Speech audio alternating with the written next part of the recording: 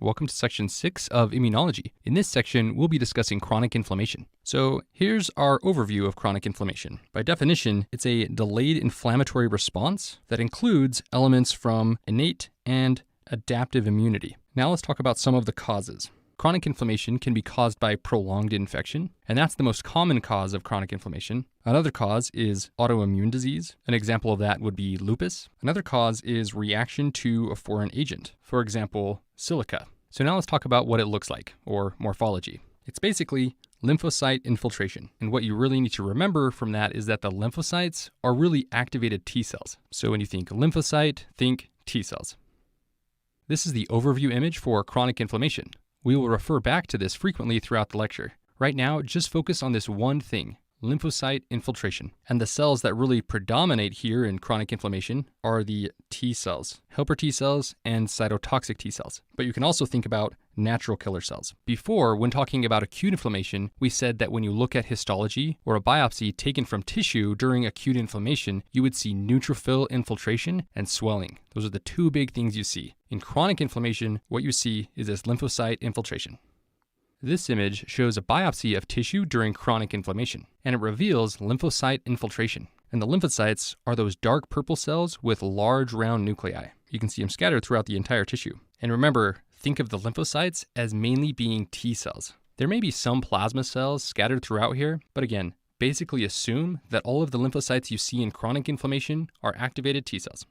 Now let's focus on the chronic inflammation timeline, or rather, the sequential events that occur in chronic inflammation. First, there's T cell activation, and here are the components of that. Then there's lymphocyte infiltration. Again, we're thinking T cells. Then there's some cellular activities you need to be aware of. Then think about how antibodies influence the cellular activities, and then think about the possibility of granulomas. First, focus on T cell activation, starting with dendritic cells traveling and their antigen presentation to the T cells. So again, when it comes to T cell activation, think first of the dendritic cells. After phagocytosis, dendritic cells will travel from the acutely inflamed tissue to the local lymph nodes, and then they perform antigen presentation and T cell activation. So once they arrive in the lymph nodes, the dendritic cells will present antigens to naive T cells, and this leads to naive helper T cells and naive cytotoxic T cells becoming activated. Going back to this image, we can see that the white space is the inflamed tissue, as labeled here on the bottom right corner. And we can see the dendritic cell. The dendritic cell will phagocytose pathogens and then travel to the lymph node, which we can see with this black arrow. Once in the lymph node, the dendritic cell, you can see up here, is performing antigen presentation. You can see this box to the left, and the dendritic cell is presenting antigens to naive T helper cells and naive cytotoxic T cells. So prior to this point, T cells are naive, and the dendritic cells activate them. Now, T cell activation is discussed in detail in section 11 of this chapter, but this lecture is to help you understand the big picture of what's going on during acute inflammation and how T cell activation and dendritic cells fit into that big picture. So now let's talk about T cells and B cell activation. Following activation, helper T cells will then activate B cells. This leads to the formation of plasma cells, which will then release antibodies, and they do this from lymphoid organs.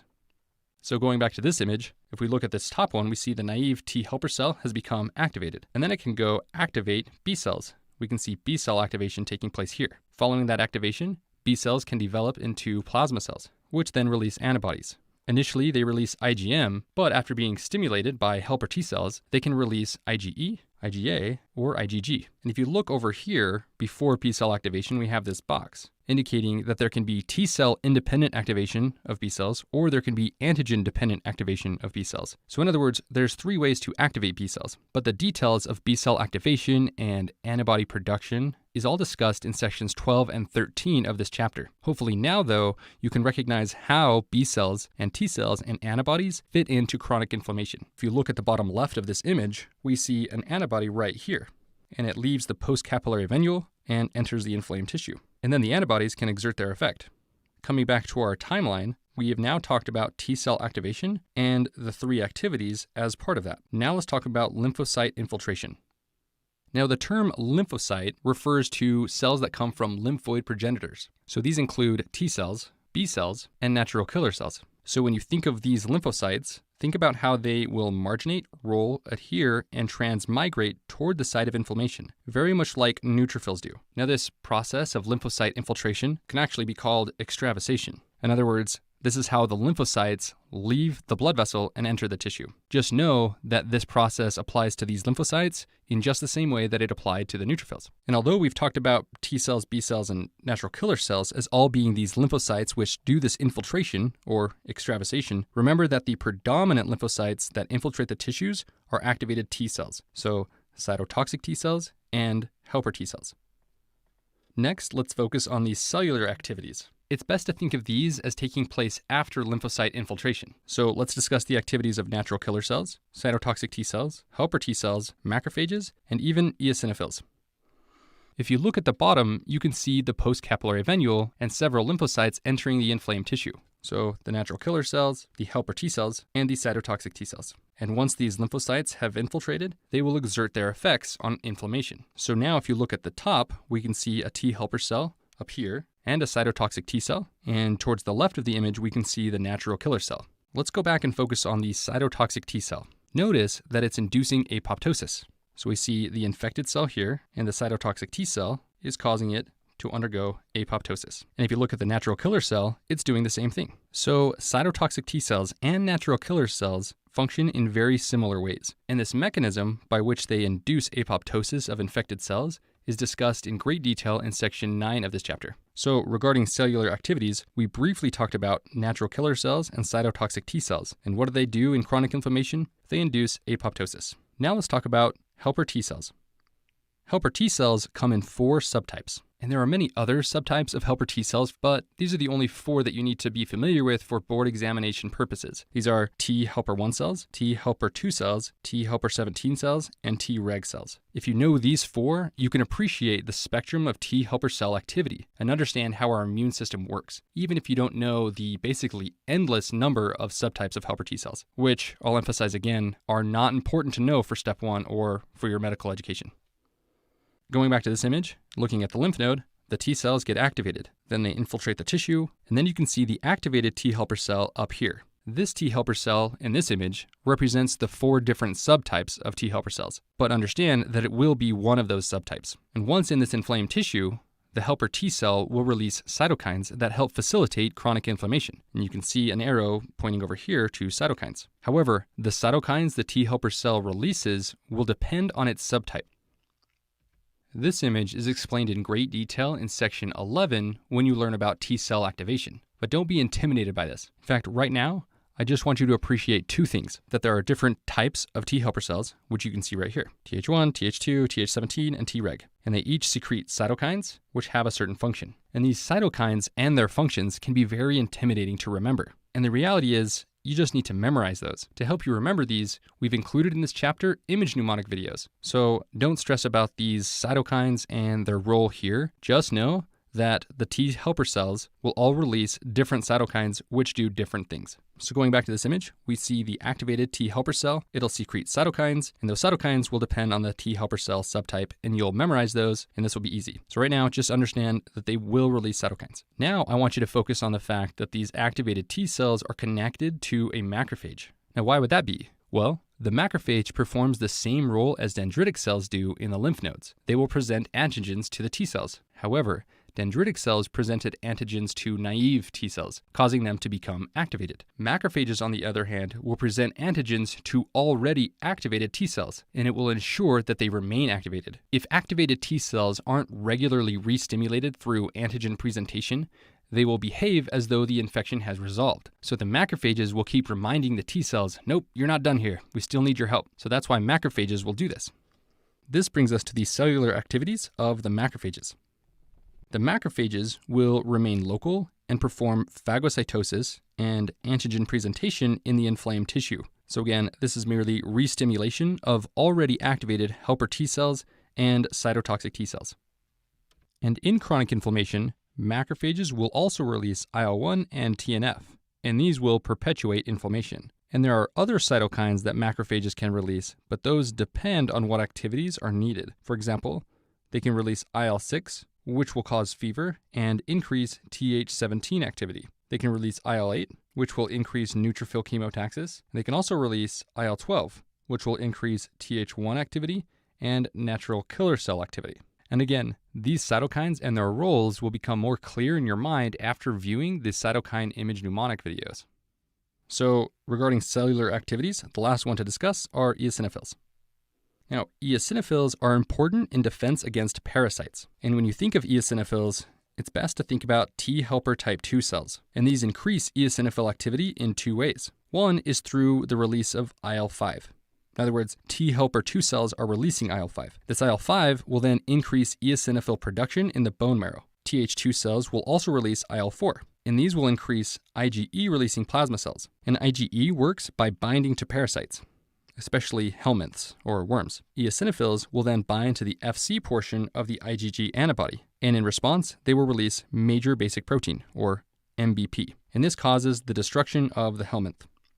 Going back to this image, you can see the eosinophil will enter the inflamed tissue. The eosinophil right here leaves the postcapillary venule, and you can see it up here in the inflamed tissue. And IL-5, as you can see here, will upregulate this process. And it does this by upregulating eosinophil production in the bone marrow. If you go to the right of the image, when we looked at the lymph node, we can see that IgE can be produced. And again, IL-4 upregulates this. In other words, IL-4 triggers the plasma cells to become IgE-releasing plasma cells. So going back to the postcapillary venule on the bottom, we see an antibody here leaving, entering the inflamed tissue, and it can help the eosinophil kill helminths. So picture a helminth right here. The eosinophil will bind to the other end of the antibody, the Fc portion.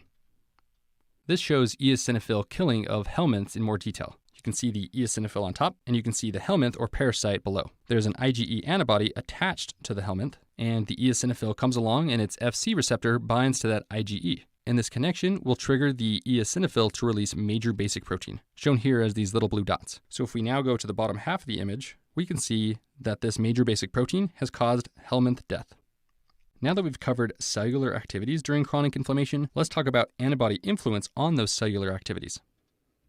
Going back to this image, you can see that antibodies are produced by these plasma cells. Again, we show that in the lymph node. Then the antibodies leave the postcapillary venule, and antibodies can then assist in the destruction of pathogens in multiple ways. For example, IgG antibodies can bind to pathogens and act as opsonins. So you can see opsonization right here, where it's helping the macrophage phagocytose the pathogen. We've also shown that over here with a dendritic cell. We've shown opsonization right here. Again, that's a major role of IgG. Now there are two opsonins to be familiar with for step 1. IgG is one of them. Do you remember the other one? That's C3b, which is one of the complement proteins. In fact, this protein, C3b, is one of the reasons why complement gets its name, because it helps complement inflammation in this way. Now look at IgG binding to the natural killer cell up here. This IgG antibody can actually bind to a pathogen or a cell and indicate to the natural killer cell that that cell or pathogen needs to be killed. In other words, if the natural killer cell binds to the Fc portion of an IgG antibody, then it will cause apoptosis.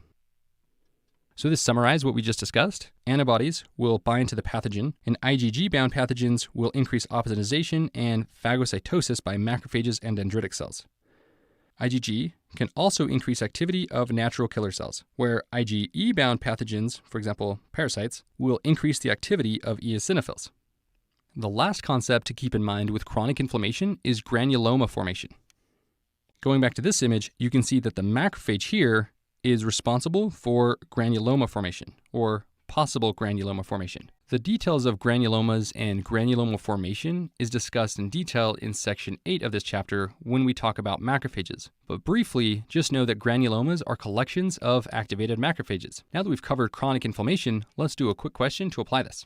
A 22-year-old male presents to the emergency department 3 weeks after being stabbed in the leg. He was initially hesitant to present to a clinician because he was embarrassed for getting into a knife fight at a bar. On physical examination, the wounded area is swollen and tender to the touch. There doesn't appear to be any indication of pus. What are the predominant immune cells at the site of injury? The second question is, where were these cells initially activated? So hopefully from the question stem, you notice that the site of infection illustrates chronic inflammation. We were given 2 clues. 1, it's been 3 weeks since the incident. And 2, there's no indication of pus. In all reality, though, the only important clue was the lack of pus. Because recall that acute inflammation is defined by the presence of neutrophils and neutrophils create pus. So with the absence of pus, we feel comfortable that this is not acute inflammation. So in answer to the question, what are the predominant immune cells at the site of injury? That would be T cells. The second question is, where did the T cells initially become activated? That would be from the lymph nodes. And the activated T cells will travel from the lymph node to the site of chronic inflammation. Going back to this image, we can see that naive T cells are being activated by dendritic cells in the lymph node. Then they travel to the site of inflammation, where we see lymphocyte infiltration, and then they're re-stimulated by macrophages. We can see that relationship here. And that concludes this section.